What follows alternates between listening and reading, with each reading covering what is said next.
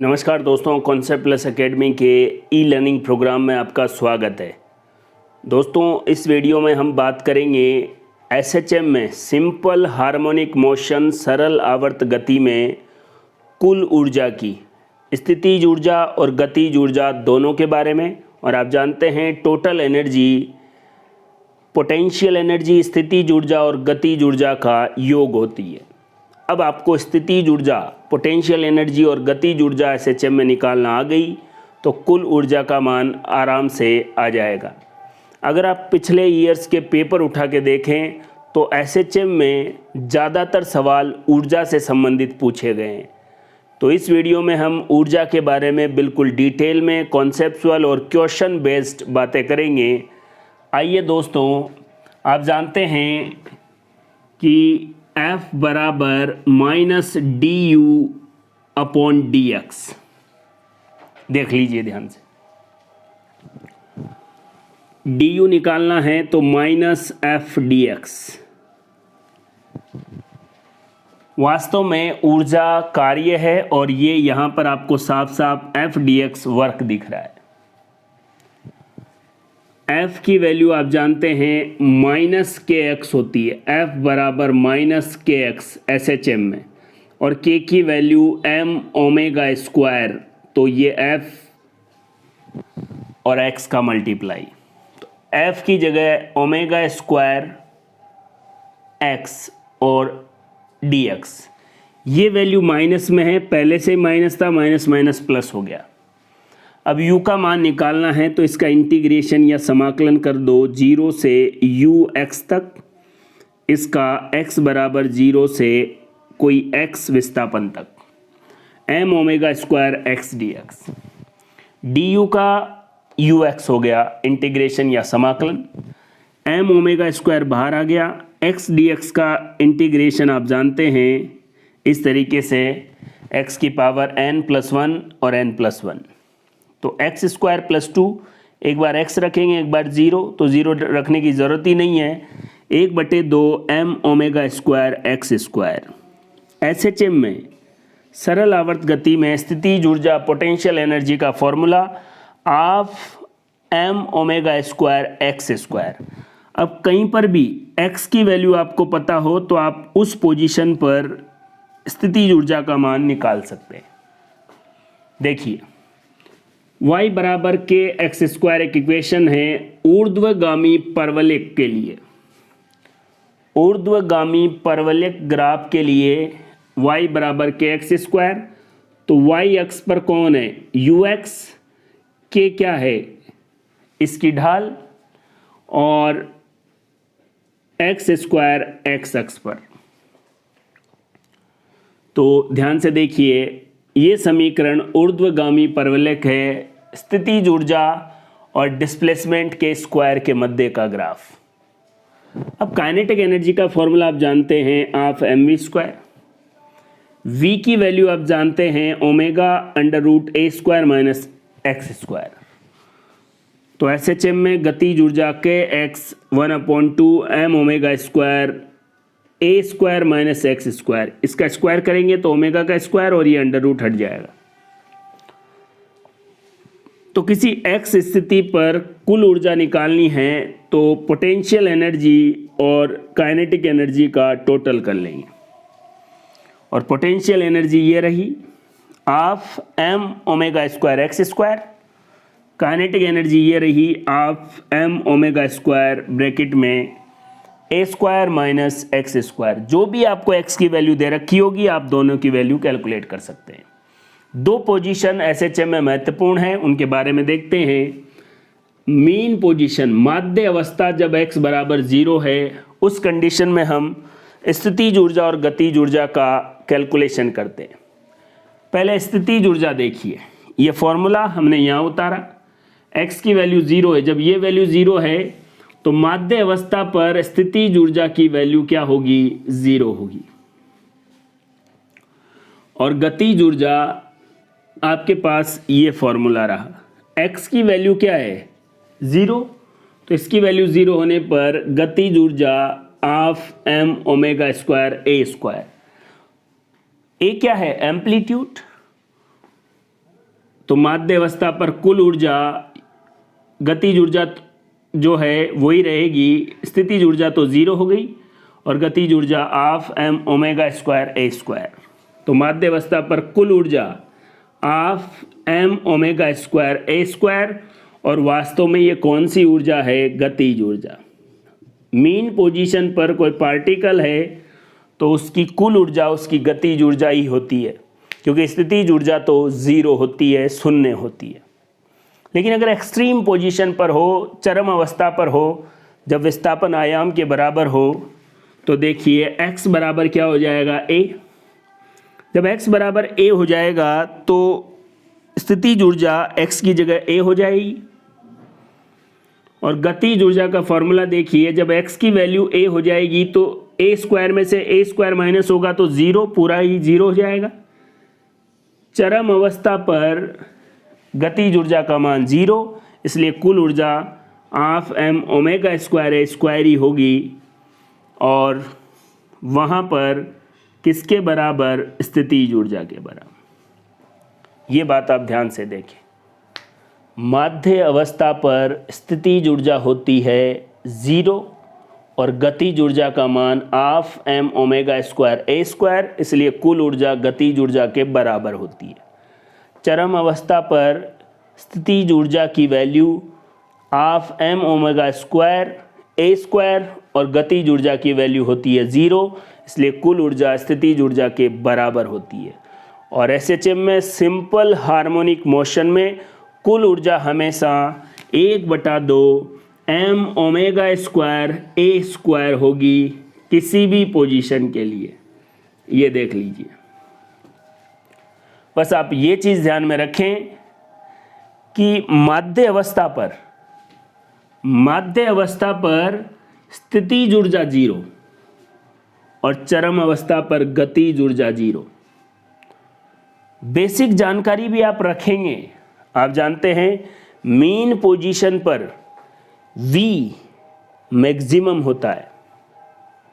जब V maximum होगा तो गतिज ऊर्जा तो होगी।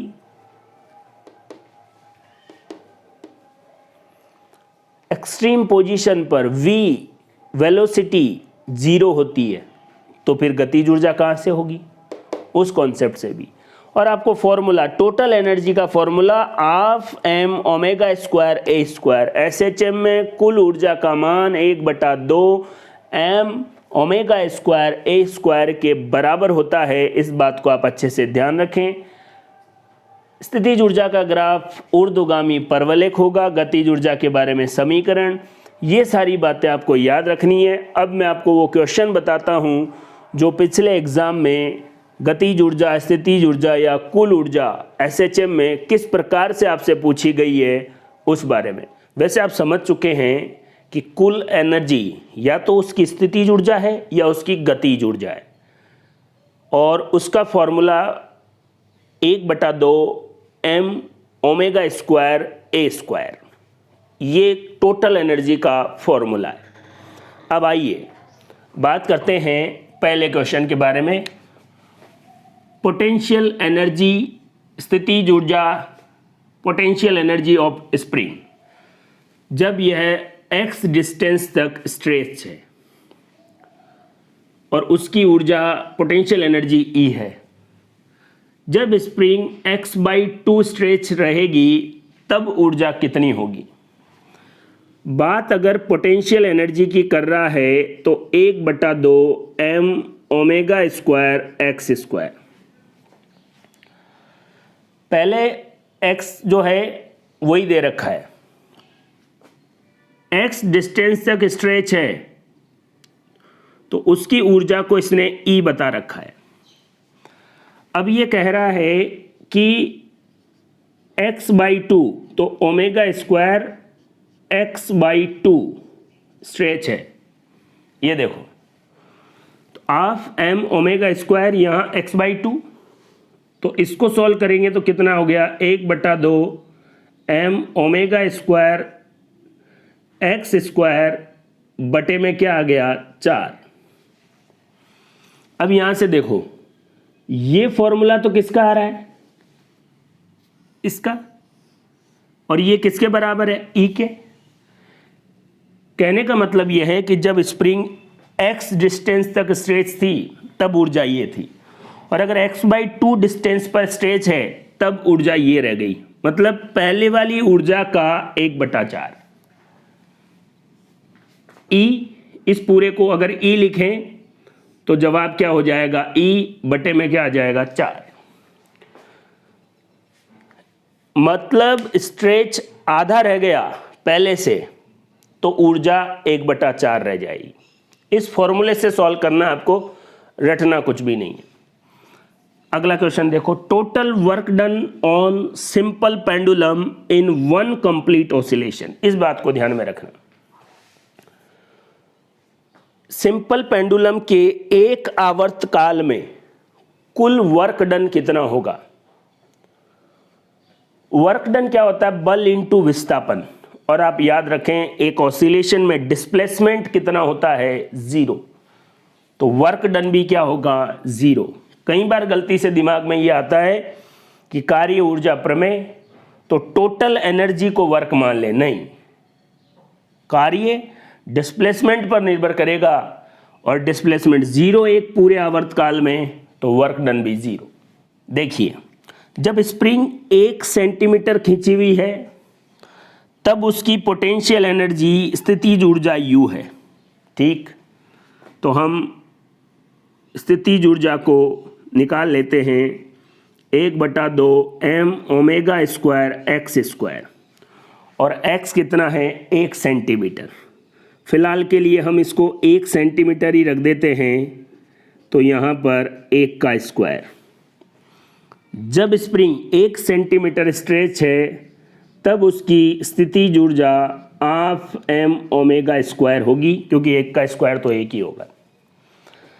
यदि स्प्रिंग 3 सेंटीमीटर खींची हुई होती, स्ट्रेच होती, तब ऊर्जा क्या होती, देख लेते हैं। जब 3 सेंटीमीटर होती, m omega square x square, stretch कितना हो जाएगा, 3। हम सेंटीमीटर में ही मान रहे हैं क्योंकि कंपैरिजन करना है, आंसर नहीं निकालना है। और ½ m ओमेगा स्क्वायर इस बार कितना हो गया, 3, और 3 का स्क्वायर कितना हो गया, 9। अब यहां से देखो, पहले की ऊर्जा तो ये है, ये रही, देखो। तो 3 सेंटीमीटर पर जो स्थितिज ऊर्जा आ रही है वो जब स्प्रिंग 1 सेंटीमीटर पे थी तब ये थी, इसको हम क्या बोल रहे हैं, U। और कितने गुना हो गई, 3 का स्क्वायर 9। कहने का मतलब यह है कि जब स्प्रिंग 1 सेंटीमीटर स्ट्रेच या खिंची हुई थी तब स्थितिज ऊर्जा U थी। अगर उसको 1 की जगह 3 सेंटीमीटर खींचा जाता तो ऊर्जा इसकी तुलना में 9 गुना हो जाती। देखो आंसर 9U। एक और सिंपल सा क्वेश्चन, SHM में आयाम A है और कुल ऊर्जा E है। यदि आयाम 3/4 हो जाए तो कुल ऊर्जा क्या होगी। तो आप जानते हैं टोटल एनर्जी का फॉर्मूला भी ये होता है, ½ m omega square A square. अगर आयाम A है तब इसको E मान रहे हैं, ठीक है, ये ऊर्जा। अगर आयाम A/2 है तो A की जगह क्या आ जाएगा, A/2। तो कितना आ गया, ½ m omega square A square by 4। आयाम कितना है, सॉरी A/4, A/2 नहीं है, 3/4। यहां देखो 3A/4 है, तो कितना आ जाएगा, A स्क्वायर और 3 का स्क्वायर कितना हो गया, 9, और 4 का स्क्वायर कितना हो गया, 16।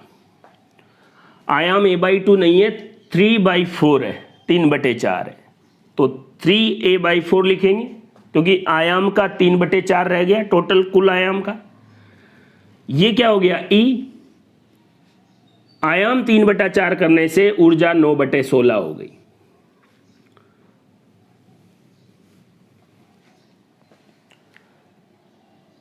इस तरीके से बिल्कुल केवल आपको फॉर्मूला अप्लाई करना है और आसानी से कैलकुलेशन करनी। और कैलकुलेशन पर तो कमांड आपको रखनी है, ऐसा नहीं हो सारे कॉन्सेप्ट पढ़ लें और आप कैलकुलेशन में ही मिस्टेक कर रहे हैं।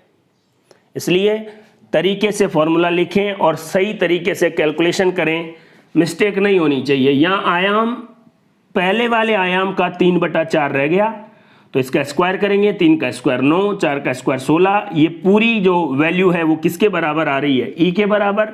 तो ई 9/16 या 16।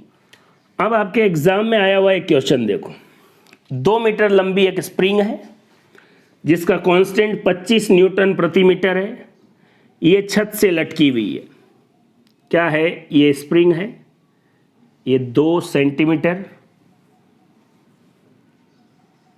2 मीटर लंबी है, एल इसकी 2 मीटर, छत से लटकी हुई है, एम द्रव्यमान 1 किलो है और के की वैल्यू 25 न्यूटन पर मीटर है। इसके निचले सिरे पर 1 किलो भार लटकाया हुआ है। यदि इसे 10 सेंटीमीटर खींचकर छोड़ दिया जाए, यहाँ से इसको खींच दिया गया 10 सेंटीमीटर, मतलब ये क्या आ गया? आयाम, मैक्सिमम इसका डिस्प्लेसमेंट। और जब स्प्रिंग 5 सेंटीमीटर वापस ऊपर जा चुकी हो, 10 सेंटीमीटर खींच दिया, ये लाइन आपको आयाम बताने के लिए दी गई है। फिर ये कह रहा है आपको गतिज ऊर्जा निकालनी है जब स्प्रिंग यहां से 5 सेंटीमीटर ऊपर जा चुकी हो। तो फिर यहां से कितनी दूरी पर है? यही तो होगा x। विस्थापन हमेशा मीन पोजीशन से निकाला जाएगा। तो ये टोटल 10 है, 5 ऊपर चला गया तो मीन पोजीशन से भी कितना रह गया?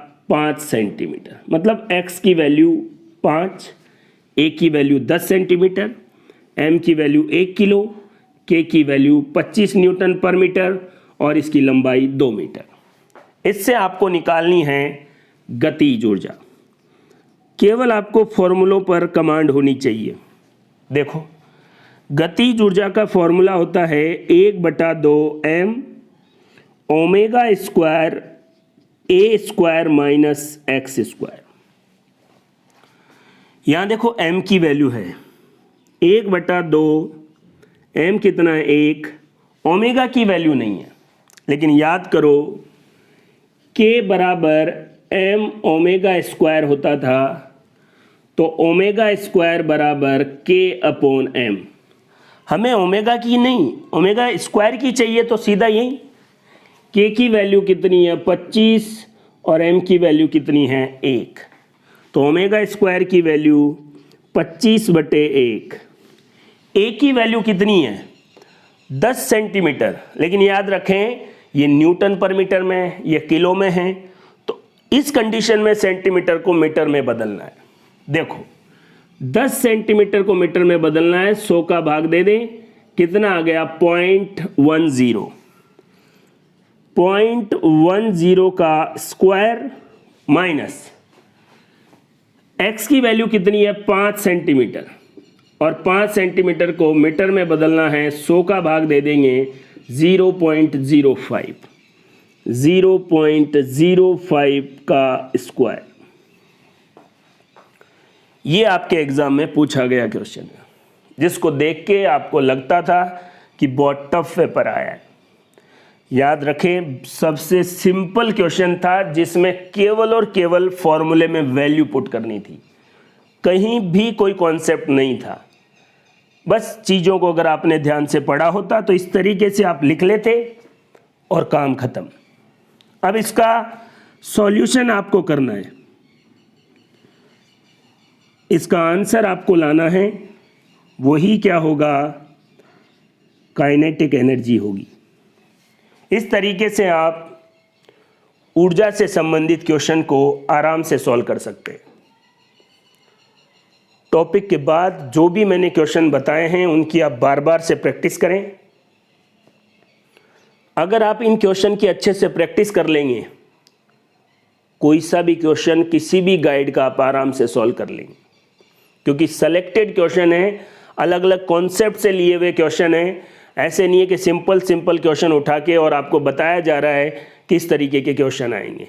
एक क्वेश्चन सॉल्व करने का मतलब है, ये क्वेश्चन सॉल्व करने का मतलब है कि आपको पहले देखो वापस वही चीज़ें आपको अच्छे से रिमाइंड हो सके। एसएचएम में पोटेंशियल एनर्जी, स्थितिज ऊर्जा, काइनेटिक एनर्जी, गतिज ऊर्जा और कुल ऊर्जा वाला कॉन्सेप्ट हमने देखा। इससे रिलेटेड क्वेश्चन कैसे आते हैं ये भी हमने बात कर ली है। फिर भी एनर्जी से रिलेटेड बात आप याद रखें दोस्तों, x बराबर 0 का मतलब है मीन पोजीशन, माध्य अवस्था। अब आपको एक एक चीज बड़ी क्लियरिटी से समझनी आनी चाहिए। ये देखिए, अब कोई पार्टिकल मीन पोजीशन पर है तो x बराबर 0, तो स्थितिज ऊर्जा क्या होगी 0 और गतिज ऊर्जा क्या होगी half m omega square a square. वैसे भी याद करो, जब पार्टिकल मीन पोजीशन पर होता है तब वेग जो है वो मैक्सिमम होता है, और वेग जब मैक्सिमम होगा तो गतिज ऊर्जा होगी, और एक्सट्रीम पर वेग जो है वो 0 होता है। तो पहले मीन पोजीशन के बारे में बात करते हैं। टोटल एनर्जी स्थितिज ऊर्जा प्लस गतिज ऊर्जा, और मीन पोजीशन पर स्थितिज ऊर्जा 0 तो कुल ऊर्जा जो है वो गतिज ऊर्जा के बराबर होगी। और टोटल एनर्जी का formula half m omega square a square. याद करो m ओमेगा स्क्वायर k होता है कांस्टेंट, ऐसे भी आ जाए तो कोई दिक्कत वाली बात थोड़ी है। यही बात हम एक्सट्रीम पर बात करें, जब x बराबर a है तो स्थितिज ऊर्जा potential energy half m omega square a square. यहां पर वेग 0 है इसलिए गतिज ऊर्जा 0। टोटल एनर्जी स्थितिज ऊर्जा प्लस गतिज ऊर्जा, और गतिज ऊर्जा 0 हो गई। कुल ऊर्जा स्थितिज ऊर्जा के बराबर होती है, और फॉर्मूला वही है। मीन पोजीशन पर टोटल एनर्जी काइनेटिक एनर्जी के बराबर, एक्सट्रीम पोजीशन पर चरम अवस्था पर टोटल एनर्जी पोटेंशियल एनर्जी के बराबर होती है। कहने का मतलब ये देखिए, यहां पर U पोटेंशियल एनर्जी 0 है। जैसे जैसे इधर जाते हैं 0 से माध्य अवस्था से एक्सट्रीम की ओर तो पोटेंशियल एनर्जी बढ़ती है, और यहां पर काइनेटिक एनर्जी 0 है। इधर आते हैं तब काइनेटिक एनर्जी बढ़ती है, ये बात भी याद रखें।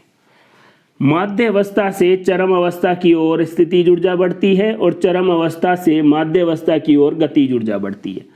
इस बात को इस ग्राफ में दिखाया हुआ है। देखो, ये है एक्सट्रीम पोजीशन, यहां से यहां पर काइनेटिक एनर्जी 0 और काइनेटिक एनर्जी बढ़ रही है, और x बराबर 0 माध्य अवस्था पर गतिज ऊर्जा अधिकतम। फिर नेक्स्ट एक्सट्रीम की तरफ चलेंगे तो गतिज ऊर्जा फिर से 0।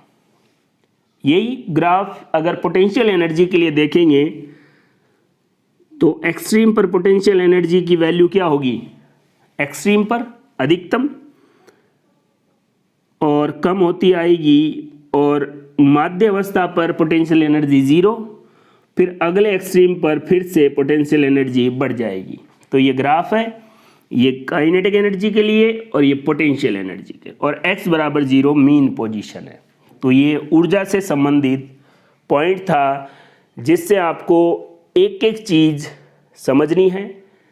क्वेश्चन कैसे आए वो भी मैंने आपको बता दी है। ग्राफ का ध्यान रखना है, और बेसिक जानकारी मीन पोजीशन से एक्सट्रीम की तरफ जाने पर पोटेंशियल एनर्जी या स्थितिज ऊर्जा बढ़ती है, और चरम अवस्था से मीन पोजीशन की तरफ आने पर गतिज ऊर्जा बढ़ती है। एसएचएम में ही एक और टॉपिक है डैम्प्ड ऑसिलेशन, अवमंदित दोलन। इससे पूछे जाने वाले सवालों का पैटर्न फिक्स है कि आपसे किस तरीके के सवाल पूछे जाएंगे, कोई ज़्यादा वेरिएशन नहीं है। और डैम्प्ड ऑसिलेशन के अलावा बहुत बड़ा एसएचएम है जहां से आपसे सवाल पूछे जा सकते हैं, इसलिए इसको लेकर ज़्यादा टेंशन में नहीं रहे। कुछ सेलेक्टेड बातें आप याद रखें। डैम्प्ड ऑसिलेशन से अगर कोई क्वेश्चन आएगा तो आराम से सॉल्व हो जाएगा। पहले तो बात समझे कि डैम्प्ड ऑसिलेशन होता क्या है। अब तक हम जब बात कर रहे थे एसएचएम की, तो हम मान रहे थे कि ये मीन पोजीशन, ये कहाँ गया, एम्पलीट्यूड आयाम पर, फिर मीन पोजीशन, फिर नेगेटिव डायरेक्शन आयाम पर, और फिर मीन पोजीशन। कोई बल नहीं लग रहा था, ये ऐसे हमेशा गति करता रहेगा। लेकिन आप बताइए, ये तो थ्योरेटिकल है, प्रैक्टिकली ऐसा पॉसिबल है कि आप एक बार झूला ऐसे झुला दें तो वो हमेशा ही ऐसे हिलता ही रहे? नहीं। एक बार आपने धक्का दिया, कुछ बल लगेगा जो इसको रोकेगा, और धीरे धीरे धीरे धीरे ये झूला रुक जाएगा।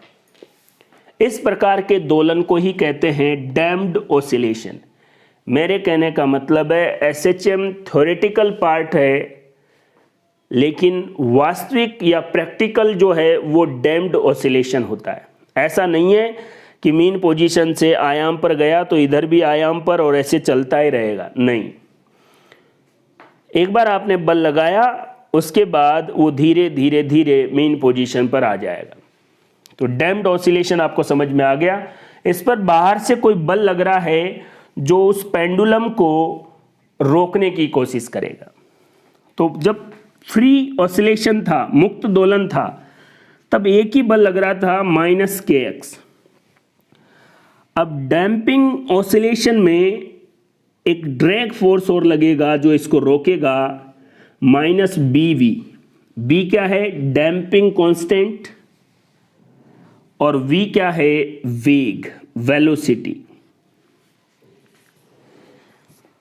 अब देखो, कण के लिए जो बल लग रहे हैं वो दो हो गए। अब पहले ये लग रहा था और अब ये लग रहा है, bv। ये जो फोर्स है वो डैम्पिंग फोर्स है, ड्रैग फोर्स भी कहते हैं इसको, रोकने वाला फोर्स। अब ये दोनों नेगेटिव इधर आएंगे तो इक्वेशन को ma + bv + kx = 0। और इस a का आपको जानते हैं कि a क्या है, डबल डिफरेंशिएशन ऑफ डिस्प्लेसमेंट। त्वरण क्या है, डिस्प्लेसमेंट का 2 बार अवकलन करने पर आता है, ये कर दिया। वेग क्या है, विस्थापन का 1 बार डिफरेंशिएशन, और ये differential equation for damped oscillation. देखिए, अवमंदित दोलन के लिए अवकलन समीकरण ये रहा। कई बार सीधा क्वेश्चन भी पूछा जाता है, इसलिए आप इसको अच्छे से ध्यान में रखें। इस इक्वेशन का सॉल्यूशन करेंगे ना तो भी value x = a sin ωt + phi आता है। लेकिन याद रखें, एसएचएम में सिंपल हार्मोनिक मोशन में ये जो a है ये फिक्स रहता है, लेकिन अवमंदित दोलन में आयाम बदलता रहेगा। भाई, शुरुआत में आपने झूला ऐसे ज़्यादा दूर जाएगा, फिर धीरे धीरे से कम दूर, फिर कम दूर, फिर बिल्कुल माध्यावस्था पे आ जाएगा। तो जो आयाम बदलता है उसका फॉर्मूला भी आपको याद रखना है कि a = a0 e⁻ bt + 2m। Formula याद रखना है दोस्तों। आयाम बराबर प्रारंभिक या अधिकतम आयाम e⁻ bt + 2m, e⁻bt + 2m।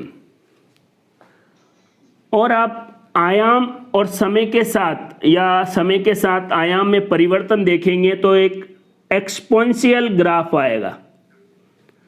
इस तरीके से ये इसका प्रारंभिक आयाम था, धीरे धीरे कम हो जाएगा। अगर आप ऊर्जा के बारे में बात करेंगे तो E = E0 e⁻ bt/m। 2m की जगह m है बस। क्यों? क्योंकि ऊर्जा में आयाम का स्क्वायर हो जाता है। आयाम का फॉर्मूला, ऊर्जा का फॉर्मूला, और ऊर्जा भी इसी प्रकार से बदलेगी। ये ग्राफ है। अवमंदित दोलन एक सिंपल पेंडुलम है, उस पर आपने फोर्स लगाया, हवा के पार्टिकल या कण होंगे जो उसको रोकेंगे, जो बल वो उस पर लगाएंगे वो ड्रैग फोर्स है -bv। इक्वेशन निकाली। आयाम के लिए इक्वेशन आपको याद ही रखनी है, ऊर्जा के लिए आपको इक्वेशन याद रखनी है। आयाम वाली और ऊर्जा वाली इक्वेशन में क्या डिफरेंस है वो देखिए। प्रारंभिक ऊर्जा या प्रारंभ में ऊर्जा या अधिकतम ऊर्जा, और ये है मैक्सिमम एम्पलीट्यूड या अधिकतम आयाम। किस प्रकार बदलता है समय के सापेक्ष।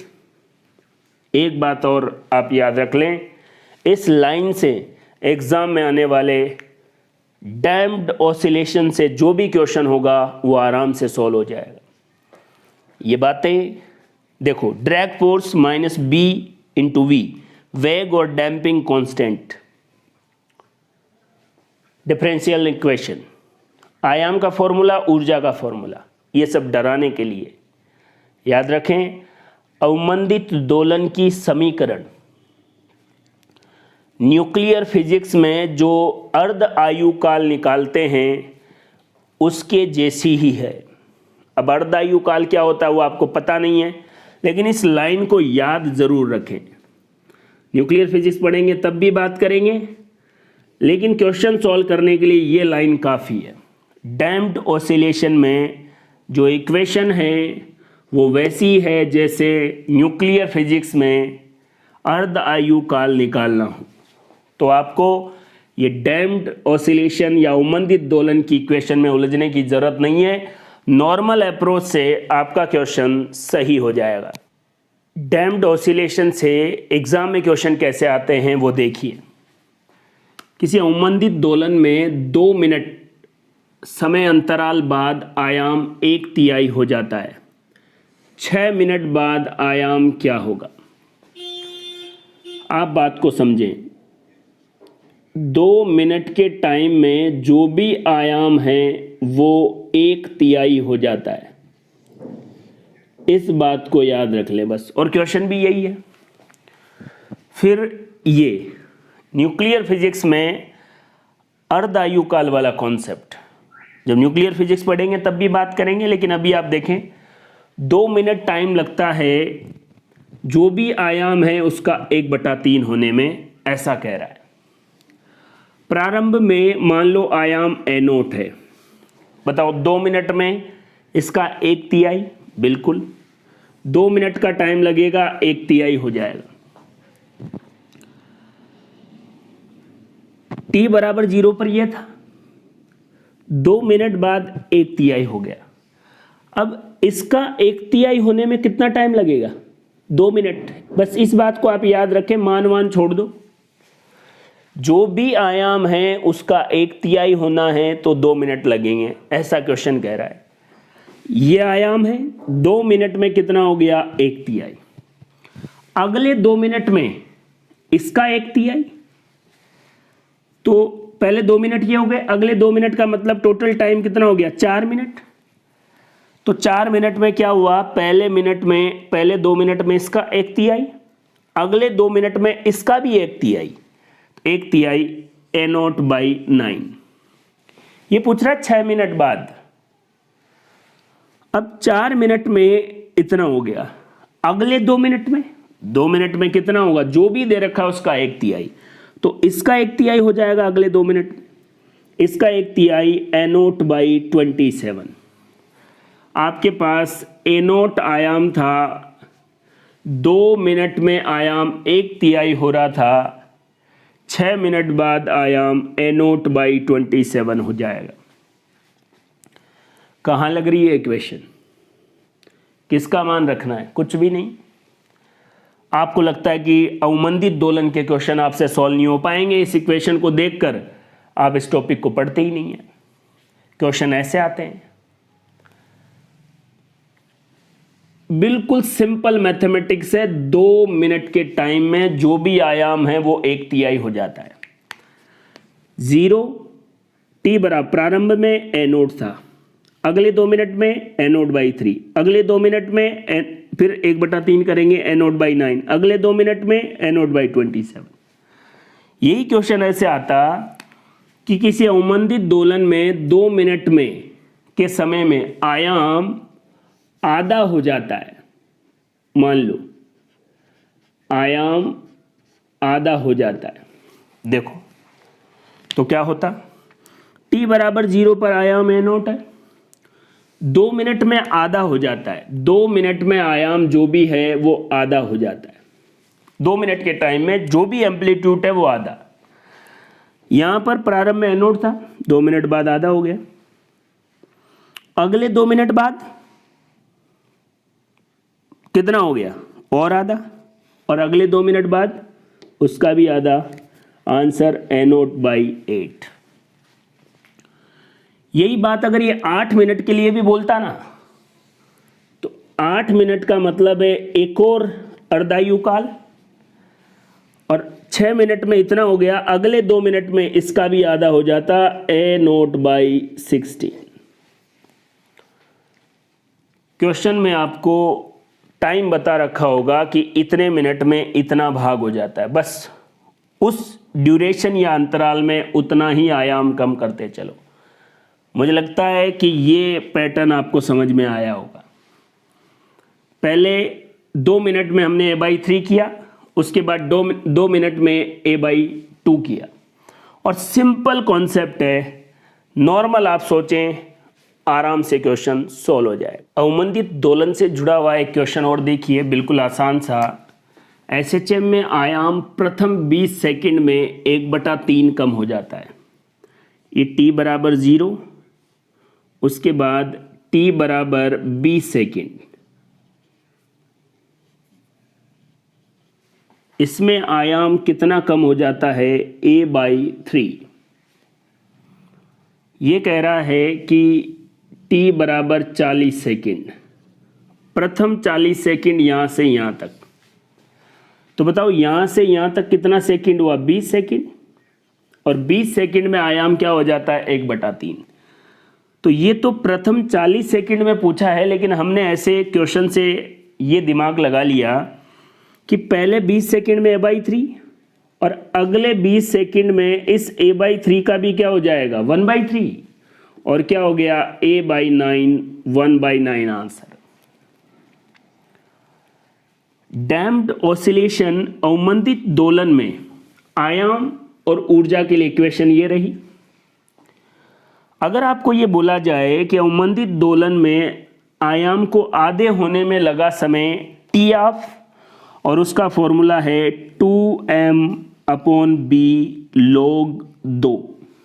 b क्या है? यह है कांस्टेंट, डैम्पिंग कांस्टेंट, m मास और log 2। ऐसे ही ऊर्जा को आधा होने में जो टाइम लगेगा वो t(ऑफ), 2m की जगह m है, m/b log 2। एक तो ये इक्वेशन आपको याद रखनी है आयाम के लिए, ये ऊर्जा के लिए। ऊर्जा को आधी होने में लगा समय, ये इक्वेशन। आयाम को आधे होने में लगा समय, ये इक्वेशन। अवमंदित दोलन में आवर्तकाल बढ़ जाता है, स्लो हो जाती है प्रोसेस, फ्रीक्वेंसी कम हो जाती है, आयाम और ऊर्जा भी घट जाती है। जब आप नॉर्मल एसएचएम के बारे में पढ़ते थे तब आप ऐसे इक्वेशन बनाते थे या ऐसे, लेकिन अवमंदित दोलन में आयाम धीरे धीरे धीरे धीरे कम होगा और एक टाइम ऐसा आएगा कि मीन पोजीशन पे आके रुक जाएगा। तो इसको आप ऐसे भी बना सकते हैं, ये धीरे धीरे धीरे धीरे कम हो जाएगा और ये आके रुक जाएगा। ये किसके लिए है? डैम्प्ड ऑसिलेशन के लिए। तो दोस्तों, अवमंदित दोलन के बारे में जो कॉन्सेप्ट थे वो बिल्कुल क्लियर है। इक्वेशन से आप डरे नहीं, याद रखें। आयाम, एनर्जी आधी होने में लगा समय, आयाम आधे होने में लगा समय, बस यहाँ क्या है? 2 है, यहाँ केवल m है। यहाँ पर भी ऐसा ही है, यहाँ अपॉन में 2 है, यहाँ पर केवल m। दोनों की इक्वेशन लगभग सेम है। Differential equation for damped oscillation आपके सामने है। अवमंदित दोलन में आयाम धीरे धीरे कम होता है और वस्तु ऐसे झूलते झूलते माध्यावस्था पर आके रुक जाती है। तो ये था अवमंदित दोलन या डैम्प्ड ऑसिलेशन और उससे जुड़े हुए महत्वपूर्ण क्वेश्चन। दोस्तों, एसएचएम में जब भी हम बात करते हैं तो 3 बातें हैं। एक है फ्री ऑसिलेशन, मुक्त दोलन। आप इसको इस इक्वेशन से परेशान होने की ज़रूरत नहीं है। पहले नॉर्मल देखो, आप एक झूला समझो और एक थ्योरेटिकल कॉन्सेप्ट समझो कि एक झूला है जिसको आपने एक बार धक्का दिया और वो बराबर चलता रहा है, एक निश्चित आयाम तक गया, मीन पोजीशन, फिर इधर भी एक एम्पलीट्यूड, और ऐसे चलता आ रहा है। कोई रुकावट नहीं है, कोई और फोर्स नहीं है सिवाय रीस्टोरिंग फोर्स जो उसको अधिकतम आयाम के बाद मीन पोजीशन की तरफ लाने का कार्य करता है। Free oscillation, mean position, amplitude, mean position, amplitude, mean position. ठीक है, क्या वास्तव में ऐसा होता है? नहीं, ऐसा नेचर में नहीं हो सकता कि एक झूला है वो अपने आप एक फिक्स टाइम इंटरवल पर ऑसिलेट कर रहा है या दोलन कर रहा है। कोई भी झूला होगा, आप उसको धक्का मारेंगे, कुछ समय बाद धीरे धीरे उसका आयाम कम होता जाएगा और थोड़ी देर बाद रुक जाएगा। इसको कहेंगे अवमंदित दोलन, जिसको अपन इस तरीके से रिप्रेजेंट कर रहे हैं। यह है मुक्त दोलन। मुक्त दोलन नेचुरल नहीं है, ये केवल थ्योरेटिकल कॉन्सेप्ट है।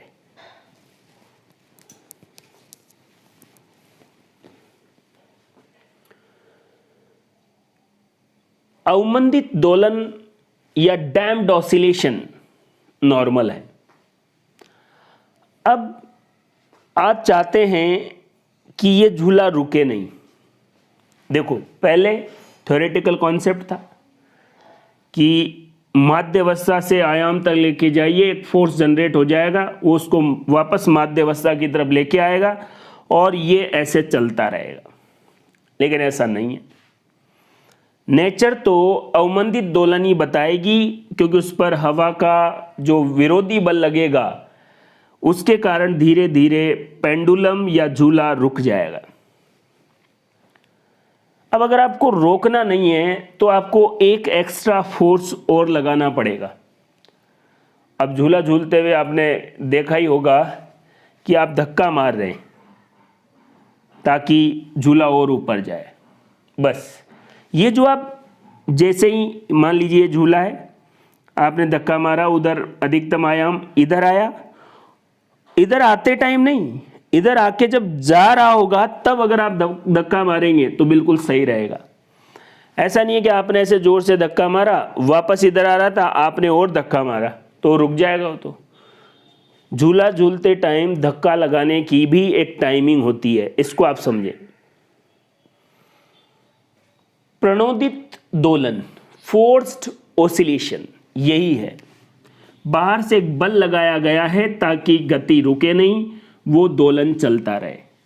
इक्वेशन देखो, जो बल है माइनस के एक्स माइनस बी वी, एक और force F naught sine omega t, इधर आएंगे m a plus b v plus k x F naught sine omega t. ये किसके लिए इक्वेशन है?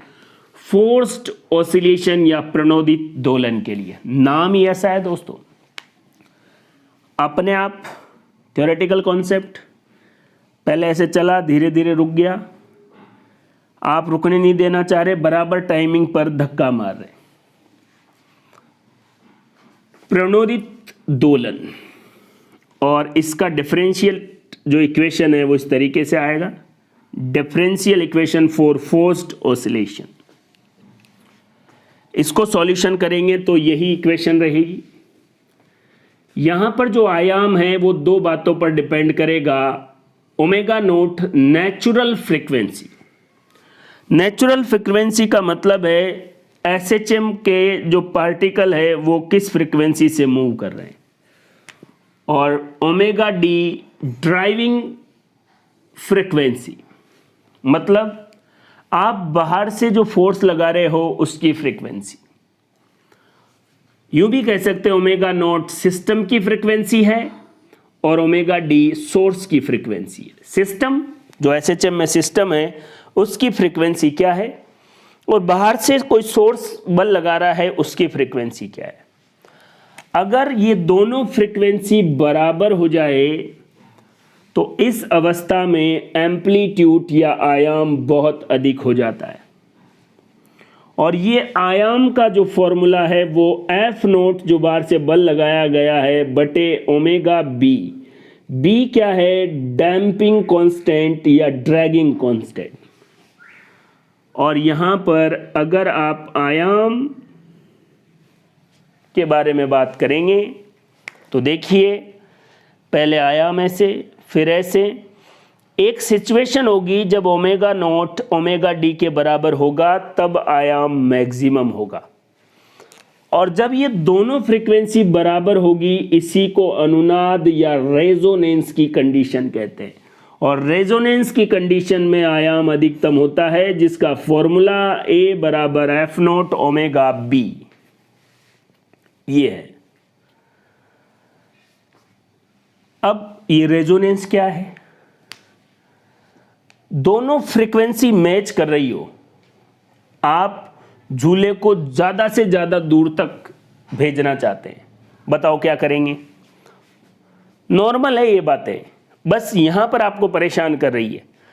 आप इसको जोर से धक्का मारेंगे, ये उधर गया, इसको आने देंगे, इधर भी पूरा जाने देंगे, जब वापस जा रहा होगा तब फिर से जोर से धक्का मारेंगे।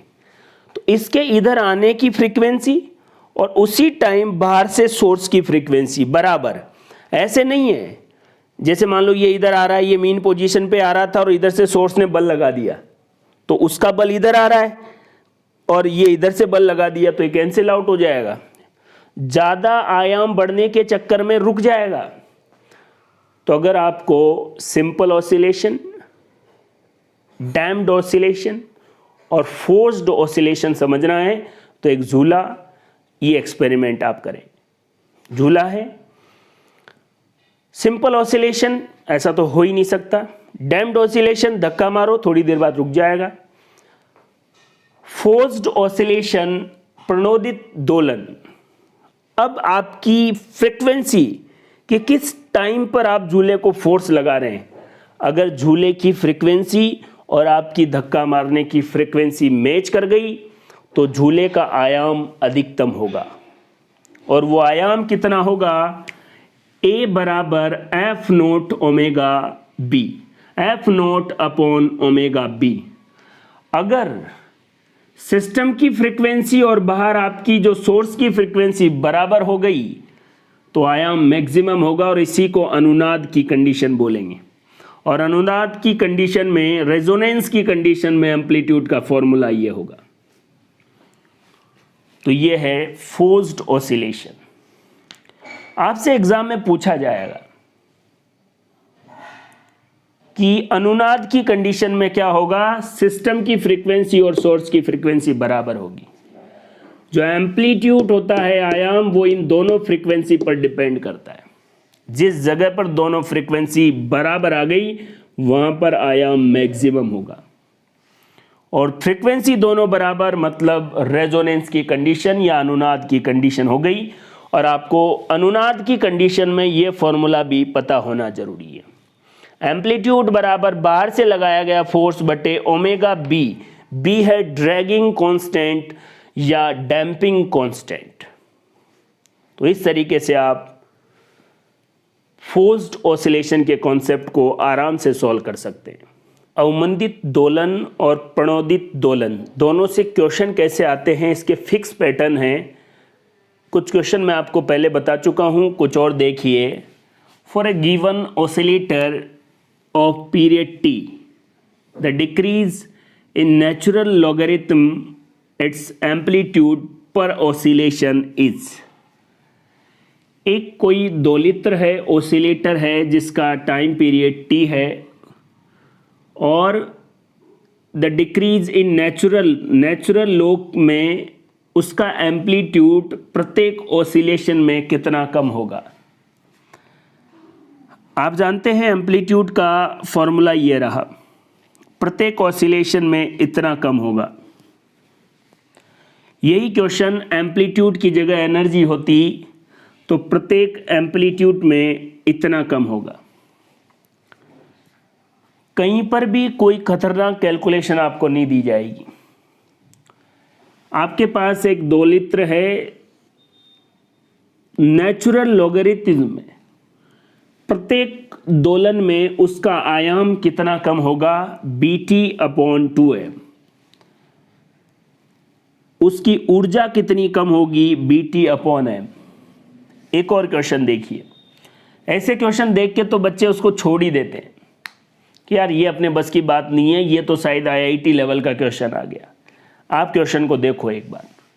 एक वस्तु का द्रव्यमान 600 ग्राम है, वो एक स्प्रिंग से लटकी हुई है, के कांस्टेंट है, अवमंदित दोलन डैम्प्ड ऑसिलेशन हो रहा है, डैम्पिंग कांस्टेंट या अवमंदन नियतांक B की वैल्यू 0.2 है, बाहर से जो फोर्स लगाया गया है वो F = F0 cos ωt है और यहाँ पर F0 की वैल्यू 20 न्यूटन है। ये खुद कह रहा है अनुनाद की अवस्था है, रेजोनेंस है, सिस्टम की फ्रीक्वेंसी और सोर्स की फ्रीक्वेंसी बराबर है। इस कंडीशन में एम्पलीट्यूड का फॉर्मूला ये है, F0 की वैल्यू कितनी है, 20 न्यूटन। ओमेगा आप जानते हैं √K/m, K की वैल्यू कितनी होती है यहाँ पर 100, M की वैल्यू कितनी है, द्रव्यमान ग्राम को किलोग्राम में। यहाँ से ओमेगा की वैल्यू निकालो और उसको B की वैल्यू कितनी है, 0.2। ये रहा आंसर। B की वैल्यू यहाँ से 0.2 रखो, ओमेगा की वैल्यू इसको सॉल्व करके रखो और F0 की वैल्यू आपको गिवन है 20। रेजोनेंस की कंडीशन में आयाम आपके सामने है। दोस्तों, डैम्प्ड ऑसिलेशन और प्रणोदित या फोर्स्ड ऑसिलेशन से कोई क्वेश्चन आया, वीडियो के बाहर कुछ भी देखने की ज़रूरत नहीं है। किसी भी एग्ज़ाम की बात कर रहा हूँ मैं, बस आपको जो प्रॉपर कॉन्सेप्ट बताए हैं डैम्प्ड ऑसिलेशन, अवमंदित दोलन और प्रणोदित दोलन के बारे में, उस पर आप पूरा विश्वास रखें और उन्हीं क्वेश्चन को बार बार सॉल्व करें। यहाँ पर वैल्यू रख के आप खुद सॉल्व कर देंगे। ओमेगा की वैल्यू यहाँ से पुट कर देंगे, B की वैल्यू ये रही, 20 मैंने लिख ही दिया, सॉल्व करके एम्पलीट्यूड या आयाम की वैल्यू आ जाएगी। तो दोस्तों, ये था SHM, सिंपल हार्मोनिक मोशन, और इससे जुड़े हुए सभी वीडियो ये कंप्लीट हुए।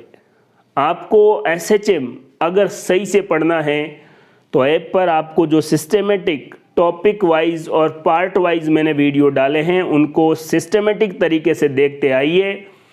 पूरे वीडियो को आपने बार बार देखा और समझा तो आपको लगेगा इतने दिनों से जिस सरल आवर्त गति से आप डर रहे थे, आराम से उसके सारे क्वेश्चन बिना किसी टेंशन के सॉल्व होने वाले हैं। अपनी तैयारी को शानदार तरीके से अगर आपको चलाना है तो कॉन्सेप्ट प्लस एकेडमी के वेब ऐप पर जो आपको वीडियो अवेलेबल हैं उन पर ट्रस्ट करें, उनको बार बार रिवाइज करें, अच्छे से समझें। अगर आपने वीडियो को अच्छे से समझा तो किसी भी बुक का क्वेश्चन आप आराम से सॉल्व कर सकते हैं। अपनी तैयारी को बेहतरीन बनाओ और कॉन्सेप्ट प्लस एकेडमी के साथ लोगों को जोड़ने के लिए अगर आपको अच्छा लग रहा है तो आप लोगों को भी बताएं कि आप जो पढ़ रहे हैं वो किस क्वालिटी का कंटेंट है। तैयारी को बेहतरीन बनाओ। थैंक यू, धन्यवाद।